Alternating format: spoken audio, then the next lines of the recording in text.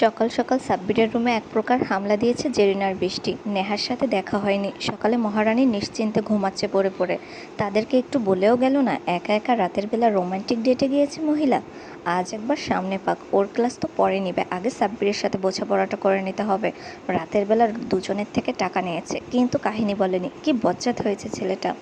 জেরিন দরজায় এলোপাথারি ধাক্কা দিচ্ছে আর বলছে, সাব্বিররা, আজকে যদি তুই দরজা না খুলিস তো বেশি ভালো হবে না বলে দিচ্ছি। তোর গার্লফ্রেন্ড গোডাউনে আগুন লাগাবো আমি।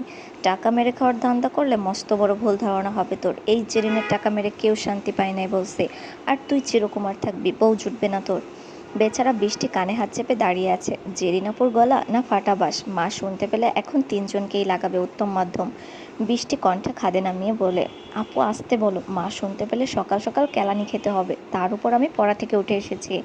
জেরিন সোনার পাত্রী নয়। শেষে হার মানল সাব্বির। দরজার হাতল ধরে ঘুমো ঘুমো চোখে বের হলো।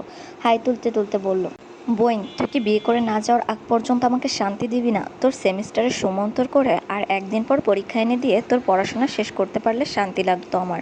মাস্টার্স গিয়ে শ্বশুরবাড়ির হাঁড়ি পাতিলের সাথে করতি। জেরিন ওর কথা কানেই তুলল না, যেন ঠেলে রুমে ঢুকে পড়লো। বৃষ্টি জেরিন সাব্বিরের খাটে আয়েশ করে বসলো। সাব্বির তড়িঘড়ি করে বলল, দাঁড়া, অন্তত ব্রাশটা করে আসি। জেরিন নাকচ করে বলল, তুই 5 হাত দূরে থেকে কথা বল, তাতেই হবে, গন্ধ টন্ধ আসতে পারবে না। বৃষ্টি নাক মুখ কুচকালো। সাব্বির বলল, তুই এত অসামাজিক কেন জেরিন বোন?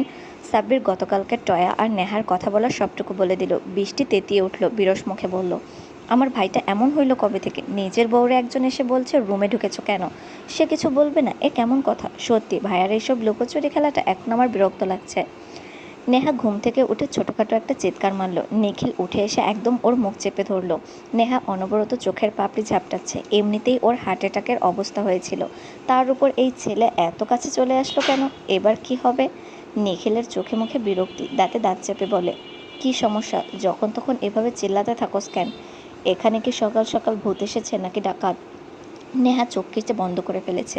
নিখিল সদ্য গোসল সেরে এসেছে, পরনে বলতে শুধু একটা প্যান্ট। ঘুম থেকে উঠে খালি গায়ে নিখিলকে দেখেই কোনো কিছু চিন্তা না করেই চিৎকার দিয়েছে। নিখিল নেহার একদম কাছে এসে ওর মুখ চেপে ধরেছে। নেহার এবার শ্বাস আটকে আসার উপক্রম। নিখিলের থেকে ভেসে আসা মন মাতানো ঘ্রাণটার এবার নিজেকে অসাড় মনে হচ্ছে। নেহা হাত ছাড়ানোর জন্য উ শব্দ করতে থাকে। নিখিল বুঝতে পেরে নিজের হাত সরিয়ে নেয়। নেহা কয়েকবার শ্বাস নিয়ে কাপা কণ্ঠে বলে, দূরে সরুন নিখিল ভাই। নিখিল সরল না, উল্টো আরও একটু এগিয়ে আসলো। নেহা ভয় পেয়ে পিছিয়ে গেল। নিখিলের নেহার অবস্থা দেখে হাসি পেয়ে গেল। নিজেকে যথাসম্ভব ধাতস্থ করে বলে উঠল, আমাকে এভাবে দেখার অভ্যাস করে নে নেহা, রোজ রোজই তো দেখতে হবে। আর এত রিয়্যাক্ট করার কি আছে? আমি তো পরপুরুষ নেই। তোর নিজেরই বিয়ে করা স্বামী। নিখিল উঠে গিয়ে আবার আয়নার সামনে দাঁড়ালো। চুলে জেল লাগাতে ব্যস্ত হলো। এদিকে পরপর দুইটা কথা বলে বিমূর করে রেখে গেছে এক রমণীকে। নেহা তবদা খেয়ে বসে আছে, কানে বাজছে নিখিলের বলা কথা, আমি পরপুরুষ নই, তোরই বিয়ে করা স্বামী। স্বামী শব্দটায় যেন কিছু একটা আছে, তীব্র অধিকারবোধ, কিংবা একটা মানুষের সব কিছুতে আধিপত্য পাওয়ার চাবিকাঠি। নেহার মনটা চট করেই ভালো হয়ে গেল। সে ভুলে গেল নিখিল অন্য কাউকে ভালোবাসে, ওসব ধারণা। তার মন শুধু বলল, নিখিল তো সে তার স্বামী। নেহার মুখের হাসিটা আড়াল হলো না আজ। সে হেসেই রুম থেকে বেরিয়ে গেল। নেহাকে যাওয়ার সময় দেখলো একবার নিখিল। নেহা বেরিয়ে গেলে আনমনে হাঁটার ফলে খেলো এক ধাক্কা, তাও যার তার সাথে না, স্বয়ং টয়ার সাথে। নেহার মেজাজ খারাপ হতে আর কি লাগে? নেহা পুরোই এলোমেলো, চুলগুলো ছড়িয়ে ছিটিয়ে আছে, ফোলা ফোলা চোখ। নেহাকে দেখেই বোঝা যাচ্ছে সদ্য ঘুম থেকে উঠেছে। টয়া ভ্রুজোড়া কুঁচকে রেখেছে। নেহা পাশ কাটিয়ে যাবে ভেবে নিয়েছে। সকাল সকাল মুড নষ্ট করার কোনো মানেই হয় না। নেহা, তুমি নিখিল ভাইয়ের রুমে রাতে ছিলে? নেহা বিরক্তির সীমা এবার আকাশ ছুঁই ছুঁই। নেহা তার জামাইয়ের সাথে ঘুমিয়েছে, তাতে টয়ার কি? নেহার রাগ ফুটে উঠেছে চোখে মুখে। আজকে এই মেয়েকে একদম খুন করে ফেলবে। শুধুমাত্র আত্মীয় বলে নিখিল ভাইয়ের সাথে ঢলাঢলি করাটা সহ্য করেছে, তাই বলে কি মাথা কিনে নিয়েছে নাকি? নেহাকে চেনে না তো এই মেয়ে। এ পর্যন্ত কতজনের মাথা ফাটিয়েছে তা শুধু বৃষ্টি জানে। জেরিন বৃষ্টি তখনই সাব্বিরের রুম থেকে বেরিয়েছে। নেহা টয়াকে মুখোমুখি দেখে দুজন দৌড়ে আসে। বৃষ্টি ভয় পেয়ে গেছে নেহার চোখ মুখ দেখে। জেরিন বলে উঠল, কী রে, তোরা দুজন এখানে কি করছিস? যে যার ঘরে যা। টয়া আবার বলে উঠল, নেহাকে দেখলাম নিখিল ভাইয়ের রুম থেকে আসলো, জিজ্ঞেস করলাম, উত্তর তো দিলই না। বড়দের কথায় উত্তর দিতে হয়। নেহা কি জানে না? কেমন অভদ্র হয়ে যাচ্ছে ও। নিখিল ভাই ঠিকই করে, ওকে কড়া কথা শোনায়। নেহা এবার নিয়ন্ত্রণ হারিয়ে বসে, হাত ওঠায় টয়াকে কষিয়ে একটা মারার জন্য, কিন্তু তা হয়ে ওঠে না। বৃষ্টি এসে হুট করে নেহাকে জড়িয়ে ধরে কিছুটা দূরে নিয়ে কানের কাছে বলে, কি করছিলি তুই? এটা বাড়ি, সবাই পরে তোকে ভুল বুঝতো পাগল, অন্যভাবে সামলাতে হবে, প্লিজ কুল ডাউন। নেহা বৃষ্টিকে জড়িয়ে ধরে জোরে জোরে শ্বাস টানলো। সাব্বির হন্তদন্ত হয়ে ছুটে আসলো রুম থেকে। কাহিনী শুনতে না পারলেও বুঝলো কিছু একটা ঘটেছে। টয়ার হাতে কফি মগ সাব্বির দেখে একটানে তা ছিনিয়ে নিয়ে বড়সড় একটা চুমুক বসালো। কফিটাকে তুমি বানিয়েছো টয়া? তা আমার জন্য বুঝি? টয়া নির্লজ্জের মতো বলল, না, নিখিল ভাইয়ের জন্য। সাব্বির নেহার দিকে তাকালো, একটা ফুটন্ত প্রায় ব্রোমা। সাব্বির দ্রুত ভঙ্গিতে বলল, নিখিল ভাই তো সকালে 2বার কফি খায় না, জানো না তুমি? এই তো কিছুক্ষণ আগে নেহা নিজের জন্য কফি আনতে গিয়েছিল, তখন বড়মা ওর হাতে নিখিল ভাইয়ের জন্য কফি পাঠিয়েছে, ওটা দিয়েই আসলো এখন, তাই তোমারটা আমি খেয়ে নিলাম, কিছু মনে করোনি তো? টয়া বিস্ফোরিত নয়নে তাকালো। নেহা কি নেহার ছায়াও তো রান্নাঘরের আশেপাশে দেখলো না। টয়া তো সকাল থেকেই নিচে, ভোরে উঠে জোর করে সবাইকে সরিয়ে রান্না করলো। ওর খালামণি তো ওকে ঢুকতে দিতেই চায়নি, সে হাত পুড়িয়ে রান্না করলো শুধু নিখিলের জন্য। আর এই মেয়ে কখন গেল রান্নাঘরে? মিথ্যে কেন বলছে সাব্বির? কখন দেখলাম না তো, আমি তো তখন রান্নাঘরেই ছিলাম। আজ সকালে সবার জন্য নাস্তাও আমি বানিয়েছি। সাব্বির সে হারার পাত্র নয়, তা তো টয়া জানে না। সে মিথ্যাও বলে পুরো কনফিডেন্সের সাথে। সাব্বির কফি মগটা জেরিনের হাতে গুজে দিয়ে বলল, তুমি তো কিছুই জানো না টয়া, আমার নেহা বোন তো সুপার ফাস্ট, কখন যায় কখন আসে বোঝাই যায় না, পুরো বাতাসের গতি ওর, তাই বেশি চাপ নিও না বুঝলে। সাব্বির হেলে দুলে চলে গেল। জেরিনও গেল। বৃষ্টি নেহাকে নিয়ে নিচের রুমে গেল। খাবার খাওয়ার জন্য সবাই টেবিলে বসে পড়েছে। কিছুক্ষণের মধ্যেই নিখিল আসলো, পেছনে নেহা। নিখিল শেষ সিঁড়িতে, নেহা প্রথম। নিখিল নামতেই টয়া এসে গদগদ হয়ে বলল, নিখিল ভাই আসুন, আজকে আমি রান্না করেছি, খেয়ে বলুন কেমন হয়েছে। নেহা এবার নামা বন্ধ করে দিয়েছে, দেখতে চাচ্ছে নিখিল কি বলে। যদি নিখিল আজকে এই মেয়ের হাতের রান্না খায় তো নেহা বাড়িতে আগুন লাগিয়ে দেবে একদম। টয়ার সাথে নিখিলকেও জ্বালিয়ে দিবে তাতে। নিখিল ঘড়ির দিকে তাকালো একবার, তারপর সিঁড়িতে থমথমে মুখে দাঁড়িয়ে থাকা মেয়েটিকে দেখল।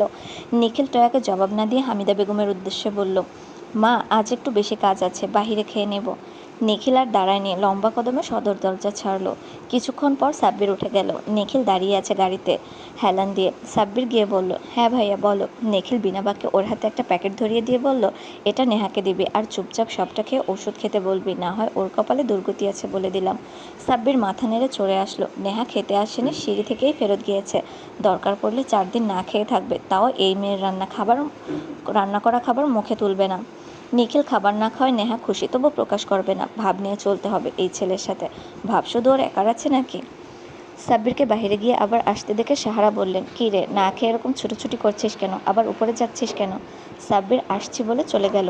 সাব্বির নেহার দরজার সামনে দাঁড়িয়ে দাঁত কেলিয়ে বলল, নেহা বোনটি আমার, থুরি ভাবি সাহেবা আমার, এই নিন আপনার খাবার, খেয়ে ওষুধ খেতে বলেছে আপনাকে আপনার উনি। নেহা পানসে মুখে বলল, ছি ছি সাব্বির ভাইয়া, তুমি ছোট বোনকে ভাবি বানিয়ে দিলা, পর করে দিলা একদম। হইছে, কাহিনী কম কর, খেয়ে নে তো, না হয় ভাইয়া এসে তোকে তোকে উপরে পাঠিয়ে ছাড়বে। সাব্বির খাবারের প্যাকেট নেহার হাতে দিয়ে চলে গেল। এই লাইলি মজনুর চক্করে ওর সকালের খাবারে মাছি পড়ল। ভার্সিটি যাবে না জেরিন, সাব্বিরও যায়নি। ওদের তো ঘুরতে যাওয়ার কথা, নেহাকে শুধু বলেনি, নেহাকে চেপে ধরেছে রাতের কাহিনী জানার জন্য ওরা। নেহা কাটছাট করে কিছু একটা বুঝিয়েছে ওদের। যখন সবাই শুনেছে সবার জন্য গিফট এনেছে, তখন মুখ বন্ধ হয়েছে এদের। সকাল থেকে মন খারাপ টয়ার। নিখিল তাকে এভাবে এড়িয়ে চললো, সময় নেই ওটা মুখেও তো বলতে পারতো। নিখিল না খাওয়ায় যতটা না কষ্ট হচ্ছে, তার চেয়ে বেশি কষ্ট হচ্ছে নিখিলের ওকে এড়িয়ে যাওয়ায়। যে মানুষটাকে পছন্দ করে, যার মন পাওয়ার জন্য এত কিছু করে, বেহায়ার মতো লাজ লজ্জা ভুলে ছুটি পেলেই ছুটে আসে, সে মানুষটা তার দিকে ফিরেও তাকায় না। এত এত রূপের প্রশংসা পায় সে প্রতিনিয়ত। এসব দিয়ে কী লাভ যদি নিখিল তার দিকে ফিরেও না তাকায়? ভালোবাসা আসলে কিসের সৃষ্টি হয়, রূপে গুণে নাকি অদৃশ্য কোনো শক্তি, যার নাগাল পেতে টয়া ব্যর্থ? টয়া কষ্ট চেপে মুখে হাসি নিয়ে সেতারা বেগমের প্রশংসা শুনে যাচ্ছে। এই একটা মানুষই তার আশার আলো। নিখিলকে পেতে যেভাবেই হোক সেতারা বেগমকে পটানো বেশি জরুরি। নিখিল সেতারা বেগমের কথা কখনো ফেলতে পারে না, তা জানে টয়া। দুপুরের ঠিক কিছুক্ষণ আগে রান্না শেষ করেছে হামিদা, তাহমিদা আর সাহারা মিলে। নেহা সবাইকে বসার ঘরে ডাকলো। আগে হামিদা বেগম, পরে সব বড়দের কালকে রাতে আনা উপহারগুলো দিল। জেরিন বৃষ্টি সাব্বিরকে দিল। রোফ স্কুল থেকে ফেরেনি এখনো, তাই ওরটাও সাব্বির ভাইয়ের হাতে দিয়েছে নেহা। টয়া এক পাশে দাঁড়িয়ে জিজ্ঞেস করলো, আমার জন্য কিছু আনোনি নেহা? নেহা এবার চমকে উঠল। সে সত্যি রাতে টয়ার কথা ভুলে গেছিল। এক বড় লজ্জায় পড়ে গেছে নেহা। তা ঠিক বুঝতে পারলো বৃষ্টি। বসার ঘরে তখন সদর দরজা দিয়ে প্রবেশ করলো মিহির, সাথে নিখিল, পেছনে শাহ আলম চৌধুরী। নেহা কী বলবে বুঝে উঠতে পারল না। জেরিন সাব্বির মুখ চাওয়াচাই করছে। বৃষ্টি চট করে বলে উঠল, কেন আনবে না টয়া আপু? নেহা তো সবার জন্য এনেছে, আমারটা আগেই দিয়েছে। তুমি এতক্ষণ দাদির ঘরে ছিলে, তাই তোমারটা আমার হাতে দিয়েছে, এই নাও। বৃষ্টি নিজেরটা টয়াকে দিয়ে দিল। এদিকে নেহার চোখ ছলছল করে উঠল। তাকে বিব্রত পরিস্থিতি থেকে বাঁচাতে বৃষ্টি নিজেরটা টয়াকে দিয়ে দিল। সব ঘটনাই মিহির নিখিল দেখল দাঁড়িয়ে। শাহ আলম ছোটদের মাঝ থেকে সরে গেলেন। টয়া তো গিফট পেয়ে খুশি। সে ভেবেই নিয়েছে এসব নিখিল কিনেছে নিশ্চয়। নিখিল নিজের হাতে না দেখ, ওর পক্ষ থেকে ভেবেই নিয়ে খুশি টয়া। বৃষ্টির মুখেও হাসি। গিফট না পাওয়ায় তার মাঝে কোনো কষ্ট নেই, কষ্ট দেখা গেল না। তার কাছে নেহা আগে, পরে সব কিছু। এইসব গিফট নেহা তাকে আরও দিতে পারবে। একবার এই গিফটের বদলে যদি বন্ধুর সম্মান বাঁচে তো তাই হোক। নিখিল রুমে চলে গেল। মিহির নেহার দিকে তাকিয়ে বলল, এই নেহা, এটা তোমার জন্য, বুঝলে? বলেই মুখ ভরে হাসলো নেহা। হাতের শপিং ব্যাগটার উপর মেঘবালিকা দেখে নিচেও হাসলো।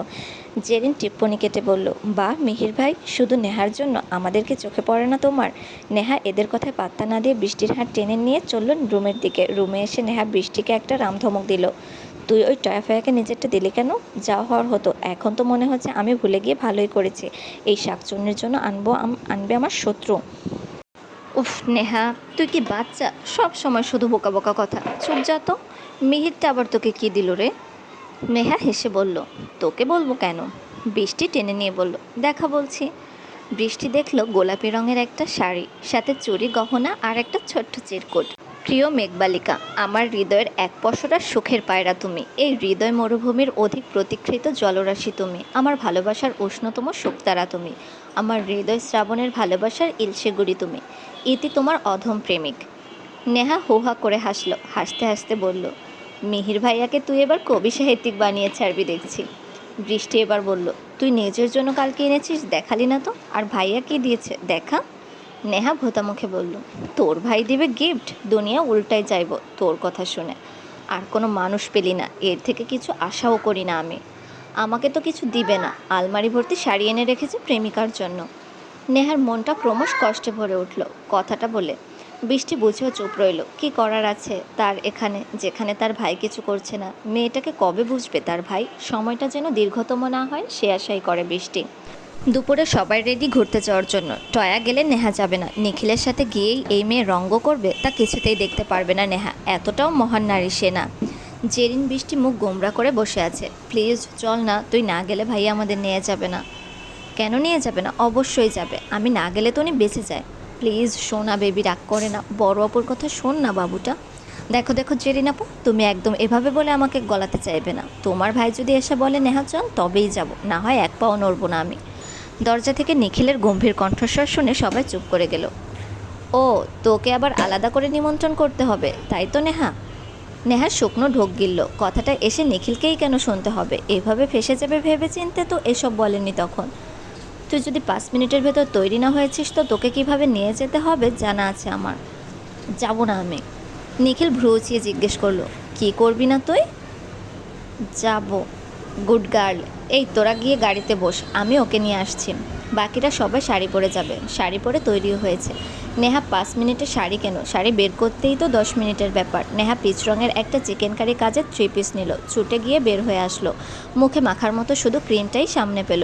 মুখে মেখে একটা খুবই হালকা রঙের লিপস্টিক লাগিয়েছে। চুলগুলো উঁচু করে কাটা দিয়ে আটকে বের হতে নিলেই নিখিল বলল, এই চুল ছেড়ে বের হ। নেহা পারবো না বলে পাশ কাটিয়ে চলে এলো। নিখিল আঙুলের সাহায্যে কপাল ঘষল। এই মেয়েটা তো এই অতি সাধারণ রূপেই রোজ রোজ তাকে ডুবিয়ে মারছে অনুভূতির এক অতল সাগরে। কতদিন সামাল দিতে পারবে নিখিল? নিজেকে সামলাতে ব্যর্থ হয়ে পড়ছে ক্রমশ। নেহা নিখিল নামছে পাশাপাশি। তাহমিদা হামিদা সাহারা বসে আছেন সোফায়। সময় পেলে তিনজা মিলে টিভি দেখতে বসেছে। ছেলে মেয়ে দুইটাকে একসাথে কী সুন্দর মানিয়েছে। মুগ্ধ চোখে দেখলেন তিনজন। হামিদা এগিয়ে এসে নেহাকে জড়িয়ে ধরে কপালে চুমু খেয়ে বললেন, মাশাল্লাহ, অনেক সুন্দর লাগছে আমার মাকে। নেহা হামিদা বেগমকে জড়িয়ে ধরে বলে, তুমি শুধু প্রশংসা করলে বড় মা, জানো কিছু মানুষ সারাদিন শুধু পেতনি বলে ডাকে। নেহা কথাটা বলে নিখিলকে একটা ভেঙচি কাটলো। হামিদা বেগম হাসলেন। নিখিলকে কড়া ভাষায় বললেন, মেয়েটাকে নিয়ে যাচ্ছিস, একদম বকাঝকা করবি না বলে দিলাম। দেখে শুনে রাখবি আর নিজ হাতে খাইয়ে দিবি, মনে থাকবে? নিখিল বাধ্য ছেলের ন্যায় মাথা নাড়ল। দুজন বেরিয়ে যেতেই হামিদা এসে বসলো। হেসে বলল, কোনো কুনজর না লাগুক ছেলে মেয়ে দুটোর ওপর। তাহমিদা তৃপ্তি পেলেন, মেয়ে কপাল করে বড় আপার মতো শাশুড়ি পেয়েছে। তার যা মেয়ে সব কিছুতে ভুল করে। অন্য বাড়ির মানুষের কাছে দিয়ে তিনি কোনো দিন শান্তিতে থাকতেন না, এখন তিনি নিশ্চিন্ত। তারপরে ও মেয়েকে দেখে রাখার কত মানুষ আছে, তা সাহারাও কম না, নিজের মেয়ের মতোই আগলে রাখে। গাড়ির পাশে আসতে আরেক বিপদ। নেহা আর নিখিলকে একসাথে পাঠাবে বলে আগেই প্ল্যান করেছে মিহির, জেরিন, বৃষ্টি আর সাব্বির। তাই ওরা সবাই যাবে বাড়ির বড় গাড়িটায়, আর নেহাকে পাঠাবে নিখিলের গাড়িতে। কিন্তু সমস্যা হলো টয়াকে নিয়ে। নেহা নিখিল আসতেই টয়া এসে বলল, চলো এবার যাওয়া যাক।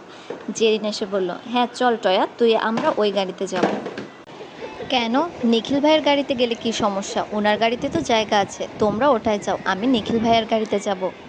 সাব্বির মিহিরকে গুঁতো মেরে বলল, দেখলে তো মিহির ভাই, এই মেয়ে কেমন নির্লজ্জ। আমার তো রুচিতে বাড়তেছে, সারা জীবন চিরকুমার থাকবো, তবু এমন মেয়ে বিয়ে করবো না, কসম খোদার। বৃষ্টি বিরক্ত নিয়ে বলল, টয়াপু একটাতে গেলেই তো হয়, আমরা সবাই এটাতে যাব। ভাইয়া নিজের গাড়িতে কাউকে নেয় না, ওনার এটা পছন্দ না, বুঝলে? আর কথা বাড়িও না, এমনিতেই দেরি হয়ে গেছে। টয়া নেহাকে বলল, চলো তাহলে নেহা, সবাই মিলে যাই। কেন নয়, আসো। নেহাকে চলে যেতে দেখে নিখিলের রাগ উঠে গেল। নেহার হাত শক্ত করে চেপে ধরলো পেছন থেকে, কটমট দৃষ্টি রাখলো নেহার উপর। নেহাকে থেমে যেতে দেখে টয়াও থামলো। নেহা টয়াকে বলল, আপু তুমি নিখিল ভাইয়ের সাথে যাও, ওনার একা যেতে ভয় লাগছে। সাব্বির কপাল চাপড়ালো, এই কি মহা শনির দশা ভাই, এদের কেউ থামা। নিখিল মিহিরের দিকে তাকালো, বেচারা বন্ধুর করুণ দশা দেখেও কিছু করতে পারল না। নিখিল রেগে চোখ বন্ধ করে অতি রাশভারী কণ্ঠে বলল, টয়া তুই এখান থেকে যা বলছি, নেহা আমার সাথে যাবে, আর একটা কথাও যদি কেউ বলিস তো যাওয়া ক্যান্সেল। নিখিলের রাগী কণ্ঠ সবাই কেঁপে উঠল। টয়া নিখিলের এই রূপের সাথে পরিচিত নয়। নিখিল বাহিরের মানুষের সামনে সহজে রাগে না, নানা বাড়িতেও কখনো রাগ দেখায়নি, তাই এসব অজানা তার। নেহার হাত ধরে ওকে এক প্রকার টেনে গাড়িতে উঠালো নিখিল। গাড়ির ফ্রন্ট সিটে বসে হাতের ব্যথায় কুঁকড়ে উঠল নেহা, জোরেই লেগেছে অনেকটা, তার উপর হাতের ব্যান্ডেজেও চাপ পড়েছে, শুভ্র ব্যান্ডেজে রক্তের লাল ছাপ দেখা গেল। নেহা সিটে হেলান দিয়ে চোখ বন্ধ করে ফেললো, ঠোঁট কামড়ে ব্যথাও গিলে ফেললো। নিখিল গাড়ির স্টিয়ারিংয়ে মাথা রেখে রাগ নিয়ন্ত্রণ করতে ব্যস্ত। মেয়েটা কি তাকে রাগিয়ে দেওয়া ছাড়া আর কিছুই পারে না? নিজেকে শান্ত রেখে ওর সাথে কথা বলতে চায় সব সময়। নেহার সাথে রাগ দেখিয়ে তো নিখিল নিজেও ভালো থাকে না। নিজের কলিজায় আঘাত করে কোনো মানুষ ঠিক থাকতে পারে? এ মেয়েকে কে বোঝাবে সে কথা? সব সময় ছুটু ছটফট করে, হাত পা কেটে বাড়ি আসে, সারাদিন ছুটোছুটি করে, নিখিলকে রাগিয়ে দেয়। কি করবে? সে তো নিজেকে নিয়ন্ত্রণ করতে ব্যর্থ। প্রিয় মানুষকে রক্ষা করার আড়ালে নিজেকে সবার কাছে প্রমাণ করছেন কঠিন মানবরূপে। প্রেয়সীর কাছে হয়েছে নির্দয় পাষাণ অনুভূতিহীন মানুষ। নিখিল বদ্ধ চোখে থাকা নেহাকে দেখলো একবার, গাড়ি স্টার্ট দিল মুহূর্তে।